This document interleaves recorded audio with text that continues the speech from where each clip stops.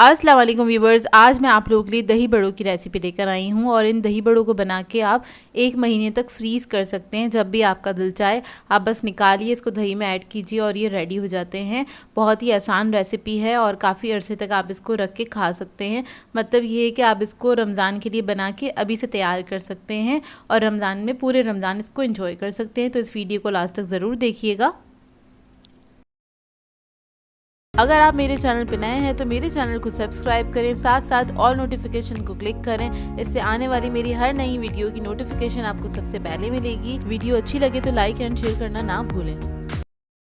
तो चलिए ये रेसिपी स्टार्ट करते हैं। इसके लिए हमें चाहिए होगी माश की दाल। आधा किलो माश की दाल ली थी मैंने और इसको भिगो दिया था 6 घंटे के लिए। भिगोने के बाद इसका मैंने पानी निकाल दिया है बिल्कुल।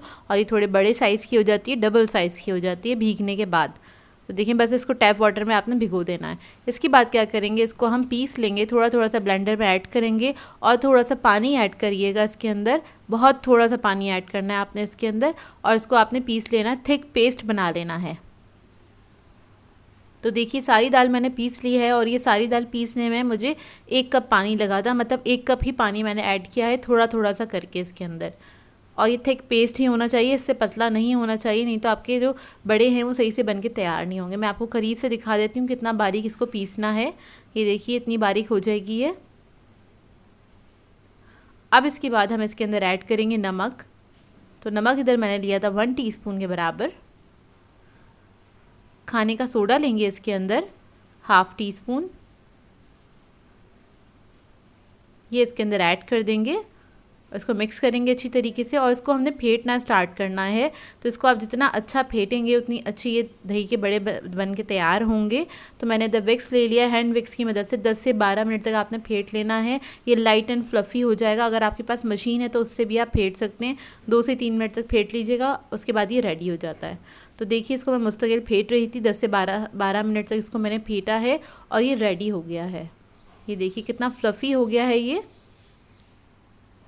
अब इसको चेक करने के लिए हम पानी ले लेंगे एक प्याले के अंदर, उसके अंदर थोड़ा सा बैटर ऐड करेंगे। अगर बैटर हमारा फ्लोट कर रहा है इसका मतलब हमारा बैटर जो है बिल्कुल रेडी है। और अगर ये बेस में चला जाए, मतलब नीचे चला जाए, तो फिर आपने इसको थोड़ा सा और फेंटना होगा।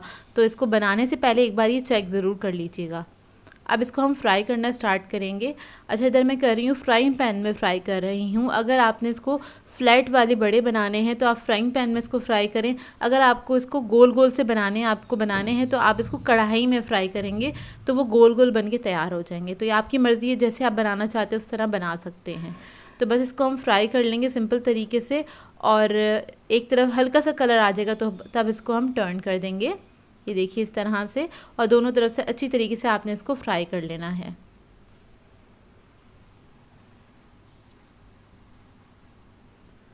तो देखिए कितने अच्छे फ्राई हो रहे हैं। बस इसको हम फ्राई कर लेंगे और लो मीडियम फ्लेम पे फ्राई करिएगा, ज़्यादा हाई फ्लेम पे फ्राई नहीं करेगा। ये अंदर तक फ्राई होने चाहिए।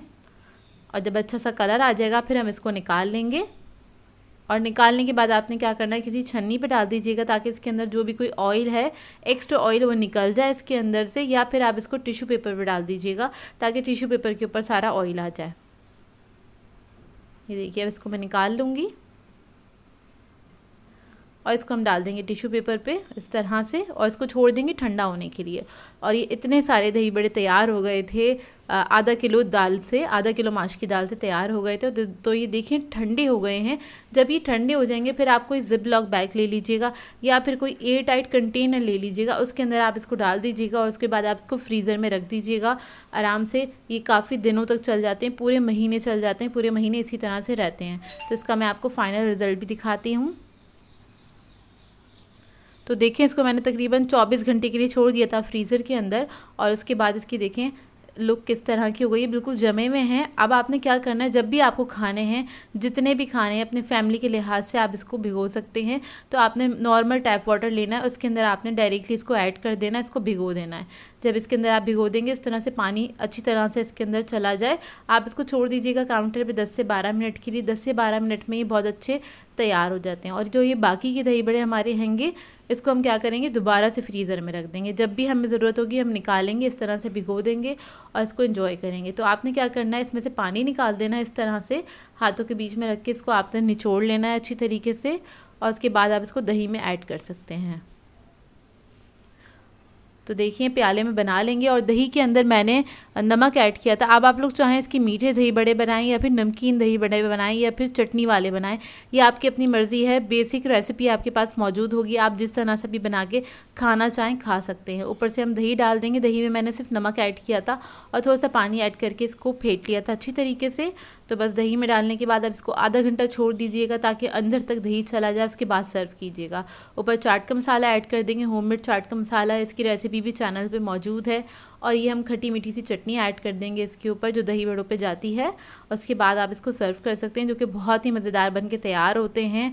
और एक बार आप बना लेंगे तो पूरे महीने आपकी छुट्टी हो जाएगी, आपको दोबारा नहीं मेहनत करनी पड़ेगी, क्योंकि रोज़े के टाइम पे इतनी मेहनत नहीं की जाती है।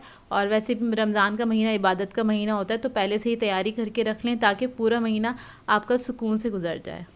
सो व्यूअर्स, अगर आप लोगों को मेरी रेसिपीज़ अच्छी लगती है तो मेरे चैनल को सब्सक्राइब करें, लाइक करें, कमेंट ज़रूर किया करें, शेयर भी ज़रूर किया करें अपने फ्रेंड्स के साथ, फैमिली के साथ। तो मुझे अपनी दुआओं में याद रखिएगा। अल्लाह हाफ़िज़।